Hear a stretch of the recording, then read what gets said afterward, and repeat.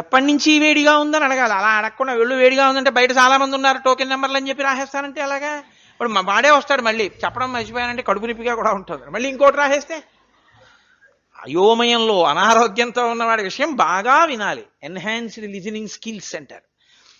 బాగా వినే ఓర్పు, ఆ దిగి రావలసినటువంటి విధానం గురువు గారికి ఉంటుంది. అలా ఆయన వినడం లేదనుకోండి, ఆయన వినడనుకోండి, ఆయన అలా పట్టించుకోడు అనుకోండి, ఆయన మీకేం ఉద్ధారకుడు అవుతాడు? ఆయన అసలు మీకేం అందిస్తాడు? ఆ పాపం వినాలి. ఇప్పుడు కృష్ణుడు ఇదేమిట్రా, ఓ పక్క శంఖాలు పూరిస్తున్నారా ధర్మరాజు, అక్కడికి వెళ్ళి వచ్చేస్తున్నాడు, వీడేమో అహింస అంటాడు, వెళ్ళిపోతానంటాడు, నెత్తుటి కూడంటాడు, ఈ అల్లరంతా ఏమిటో నువ్వు ఉండి నేను ఇప్పుడే వస్తాను ధర్మరాజుని తీసుకురావడానికి వెళ్ళిపోకూడదు. బాగా వినాలి. విని మృత సంజీవని లాంటి ఓషధిని ఒకదాన్ని ఇవ్వాలి. ఇది యోగం అయింది.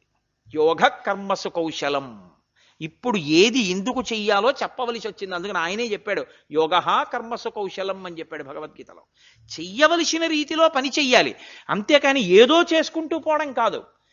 ఎలా చెయ్యాలో అలా చెయ్యడం, ఎంత చెయ్యాలో అంత చెయ్యడం, ఏది చెయ్యకూడదో దేని గురించి పట్టుకోకూడదో దాన్ని అక్కడ అలా విడిచిపెట్టడం.